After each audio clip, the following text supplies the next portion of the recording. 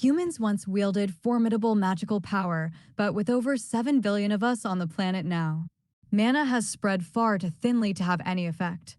When hostile aliens reduces humanity to a mere fraction, the survivors discover an old power has begun to reawaken once again. A Reddit writing prompt story. Part 1. I wouldn't call it a war. Extermination maybe, though I'd more aptly describe it as a harvest. By the time they reached our world and penetrated the stratosphere, people sought them out in droves to be harvested. Of course, they knew what that actually meant. Otherwise, they wouldn't have been so eager. 10 years before the angels descended from the sky, they had already sent what some referred to as divine retribution, a virus. Though this virus in particular only targeted women, it spread faster than a wildfire and had a 100% mortality rate. Worse yet, it was completely undetectable. In our desperation, we became animals.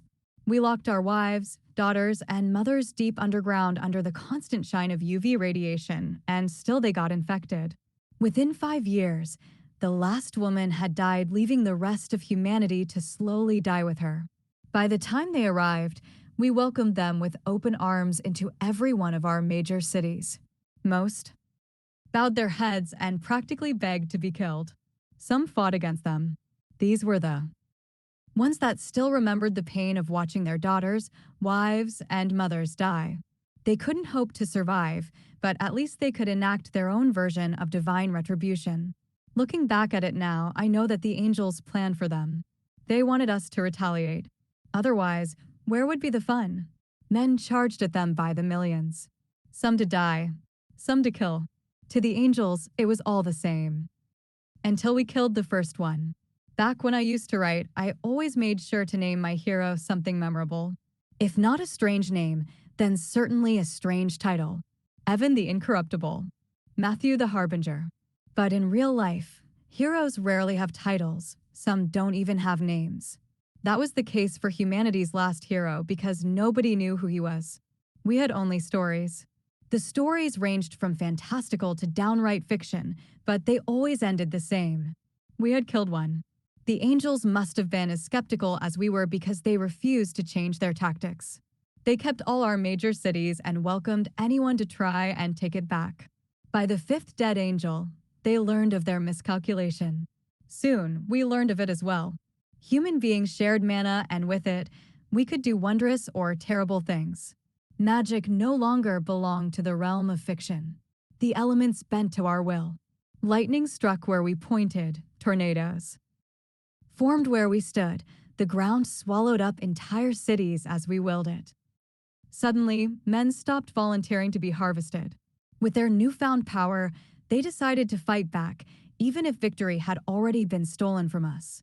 They had turned us into animals and then backed us into a corner. Foolish. And that was good enough for us. Looking back, I wonder if we were as foolish as the angels. We, who were content with dying in our little blazes of glory, having accomplished nothing but thinning their ranks by just a bit. It was selfish, but what is there to expect from men who had nothing else to live for? None of us had the vision you had, the vision you have. Tyler put the pen down, staring at the word you. He wondered if his letter would ever find its way to the certain you. While humanity had become animals, one man had gone even further. He had been called a monster by both angel and man. Nobody knew which side he fought for, only that he killed both indiscriminately. If Tyler were to write his story, he wouldn't know whether to make this man the villain or the hero. Oh, how he wished he could have written this story, but the only way the story continued was if he died. Beside his letter and pen, sitting at the edge of his wooden table, was a silver revolver. The single light bulb above him glinted off its barrel. A small grin spread across Tyler's face. He grabbed the gun, its metal like ice, and pressed it to his temple.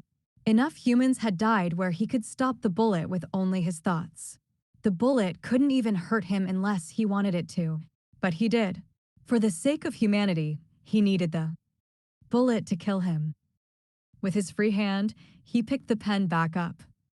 As the last storyteller on Earth, I bestow you the title of Reaper, a monster, a villain, our last hero. Go forth, Reaper, my death as an offering. With my passing, there will be only 4 humans left. I have already contacted 2 of them, and they will die with me. The last I'm sure you will easily find, as your powers will have increased twofold. By then, your mind will stretch the globe, perhaps even the stars. And when you become the last human alive, I cannot even fathom how powerful you will be. Show our angels how fragile they are in the face of a god. Tyler pulled the trigger. Part 2. Shinji held the bloody scrap of paper in his hand. He had originally come to kill the writer of this letter, but that man had done the job for him. Power coursed through his veins and electricity through his fingertips. It flushed his face and gave him a feeling of lightness. It was intoxicating. He battled down the high. At first, mana had been like some strange toxin to his body. The first time he had drawn its power, he had broken out into hives.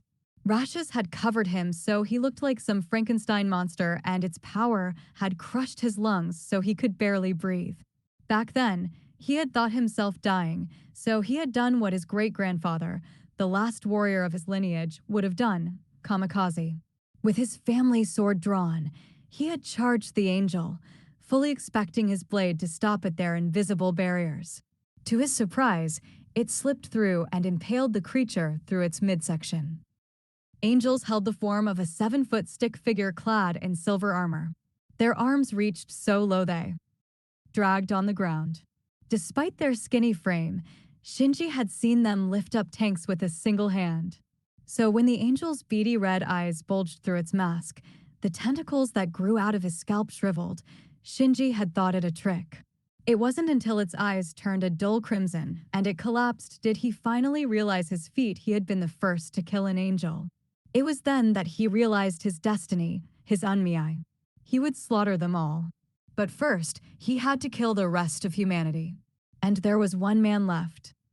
New York City lay broken. Skyscrapers wobbled in the sky with entire chunks of metal and glass missing. It looked as if someone had taken bites out of them. Some had already toppled over into rubble. Others were waiting for the slightest wind. Shinji met Austin Ackerson on top of the World Trade Center.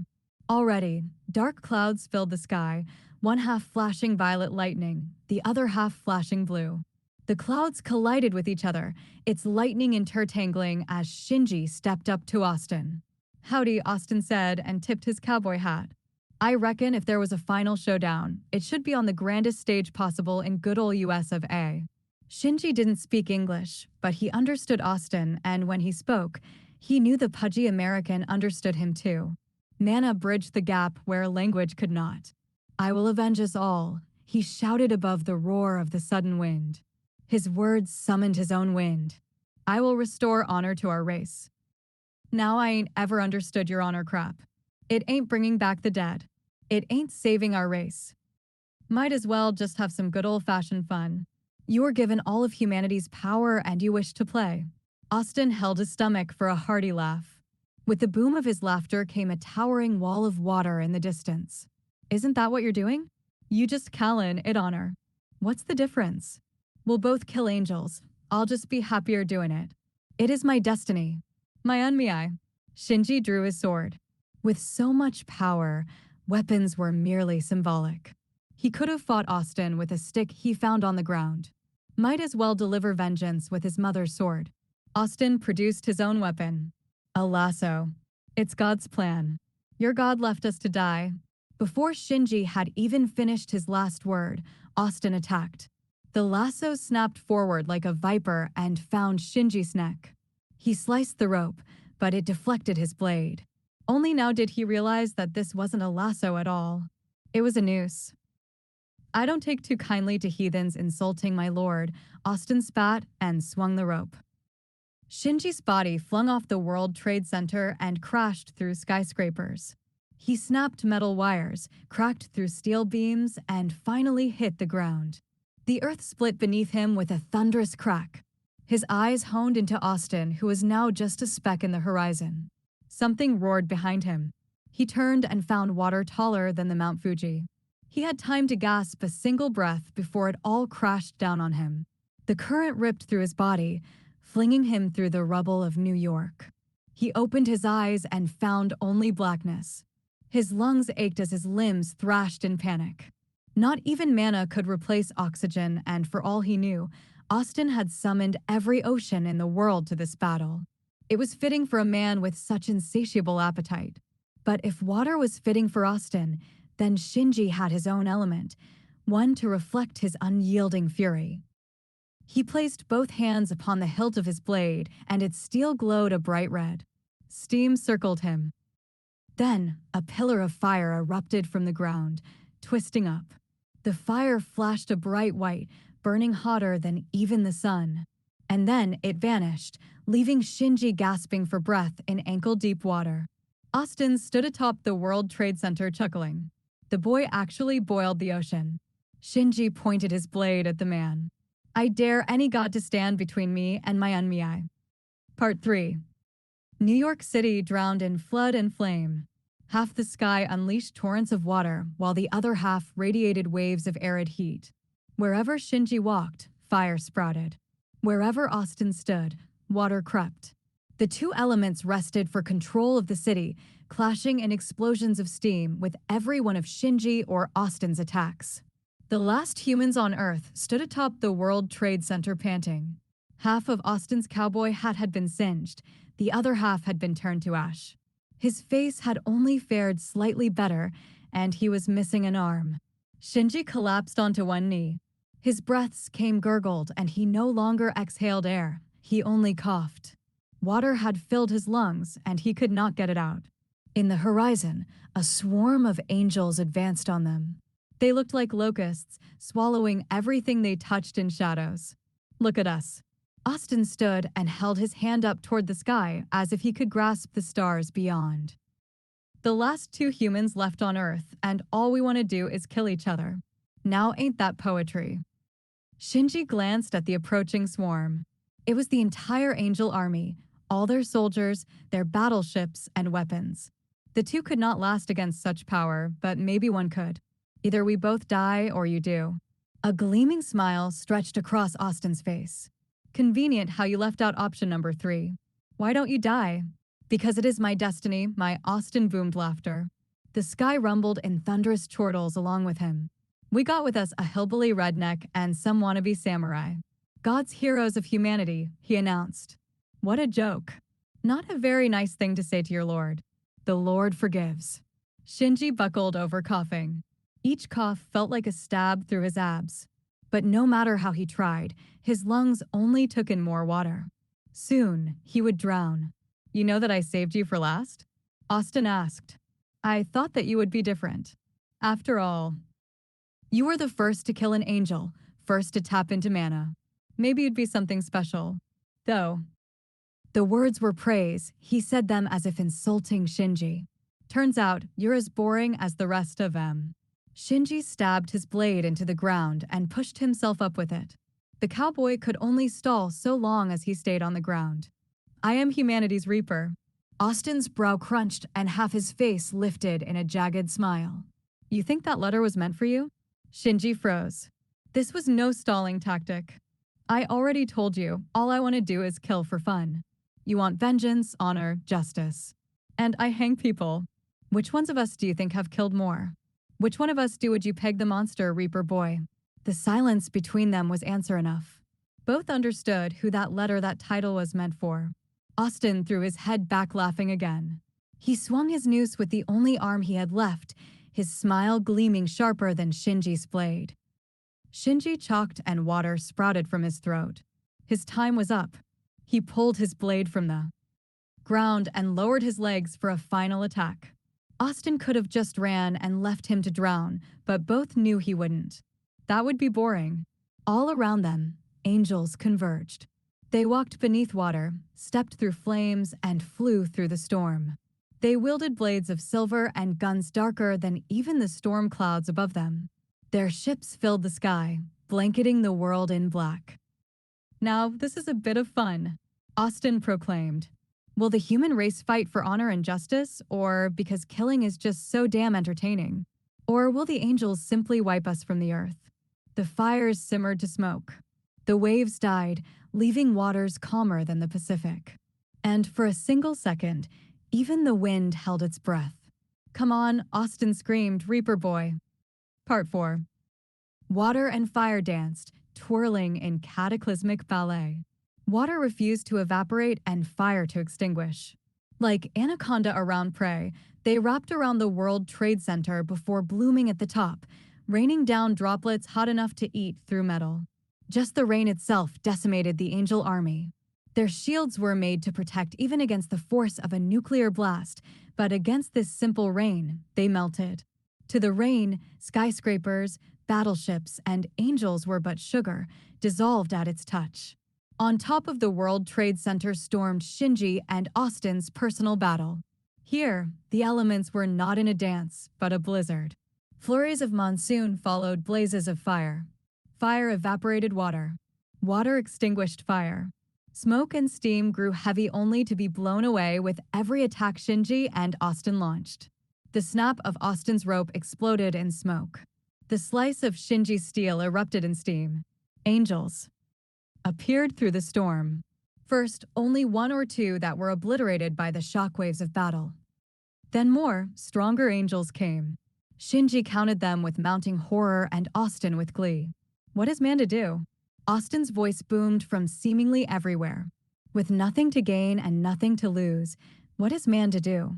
The glowing silver of angel weaponry flashed in Shinji's peripherals and he ducked the blade. He slashed up in counterattack, catching the angel's arm. He then followed up with a slash through its leg. The battle had devolved into something of a practice dance. His attacks followed its pattern. Angel. Angel. Austin. Angel. Angel. Austin. The angels too were in a practice dance. They had figured out humanity's last trick. And now they wanted to be extra careful to kill Shinji and Austin at the same time. Unfortunately for both Shinji and the angels, they were on a time limit. Shinji had already breathed his last breath and his lungs were slowly suffocating themselves. Every step he made used oxygen he could not spare. With nothing to prove and only God as witness, Austin screamed, laughing through his words. What man would not choose joy? Who amongst us would not choose death? Shinji slashed the next angel in half and returned his focus to Austin, who had two angels squirming on the ground like shriveled slugs. Austin smiled back at him. If not for the angels, he might have had a chance against Austin, but they delayed him too much. At this rate, he would lose. So, Shinji broke the rhythm of their dance and charged in a lunge that left him indefensible. At last, Austin threw his noose and it wrapped around Shinji's neck. But Shinji hadn't been aiming for Austin. He flew past the man and over the edge of the World Trade Center. For a brief moment, they met eyes. Both understood that this would be the fight's final moments. Soon, one would be left alone as the last human on Earth. Austin braced his feet against the edge of New York's greatest building and held the rope tight. Once it lost its slack, it would jerk up, ending the fight. Shinji dipped over the edge, outside of Austin's sight. The rope attached to his neck twisted and turned like a snake. He bit into it, catching it at its neck. It dug into the edges of his mouth, burning him, but he only bit harder. I choose death, Austin roared. That's why I'm the Reaper. I will be death incarnate. I am humanity's last hero. Shinji closed his eyes in a silent prayer to a god he didn't believe in. Austin was right. Humanity's hopes hadn't rested in some kid playing samurai, but in a deranged cowboy enamored by destruction. Austin was humanity's retribution, and Shinji was trying to steal that away from them for no reason other than the fact he didn't like how the man represented humanity. Humans were a frightful species. So easily did they resort to madness, to the destruction Austin promised. The history of every country held in it the myth of the Wild West, a place of unmatched chaos and revelry. Shinji had only hoped to show that they had risen above this myth where honor and justice, ideals only for starry-eyed children, might have its place. If there was truly a lord above them, he would have this god decide now. The rope tensed. It tugged at Shinji's body with such force, he thought it would yank his soul from his body. He clenched his teeth. His mouth felt like fire. For all he knew, there was truly a fire inside it. Agony, sharp and precise, impaled his entire being. All he wanted to do was scream, but that was the one thing he could not do. He hung onto the rope as it swung him into the skyscraper where neither fire nor water sprouted anymore. His foot hit the wall and the rope turned slack. Shinji looked up to see a wide-eyed Austin falling from off the edge. Shinji fell too, but as he did, he raised his sword and with the last of his energy, sent it flying up. It caught Austin through the mouth and speared him through. At the same time, a blackness encroached. Shinji's vision. His body had finally been pushed to its limits. The last to die would win. The last human on Earth fell toward the ground, and by the time he hit the Earth, he had become a god. Part 5. For all intents and purposes, the angels had completely wiped humanity off the planet. The last human on Earth could no longer call himself human. His 5 senses enveloped this planet, expanding to even the next. Nothing escaped him. When he saw the angels in a desperate scramble to run out of his reach, he needed only to think it, and they died in a blast of lightning, fire, and earth. The angels tried attacking his body, but just as their shields were impenetrable to human weapons, now the opposite was true. All of New York City was within his protective bubble. Within minutes, the angels had all died. The tattered remains of their ships were flung deep into space. Their bodies were burned to ash and layered throughout the planet to fertilize its plants. Then, the remnant of humanity stood and laughed into the sky. The secrets of the world had unlocked for him, and he had found humanity's story a farce. It was a cycle of alien invaders and heroic defenders. In the end, the defenders always won because no angel could ever escape to reveal humanity's secret weapon, mana. Though, victory was but a temporary status until the next attack. He stared at the angel ships, burning in the atmosphere like shooting stars. He could follow them out into deep space, and within millions upon millions of years, he might even deliver humanity's retribution. But who could hold a grudge that long? Perhaps the Reaper, but he was no Reaper. He chose life, not death. So, he leveled the earth, wiping all traces of his own species' folly. He cut his power in half and shaped it into life, a being of his own image. He gave this being a garden, a companion who took another half of his power, curiosity, and this time honor. Soon, his creations prospered, and the greater their prosperity, the more his power dwindled. Eventually, his power had nearly vanished completely, leaving him unshielded to age, disease, and injury. Nobody could tell their creator apart from themselves. Though, he was the only one who knew the truth, that in perhaps 10,000 years, the angels would return. This time, maybe humanity would have left its petty squabbles with the last dead species and ascended to a form that could survive the alien attack without its own extinction. Though he would never find out. And so Shinji Nakamura died as he had lived, as a starry-eyed child that fought for honor when it made no sense to, as a boy playing samurai, as a human. Knowing this, he died with a smile.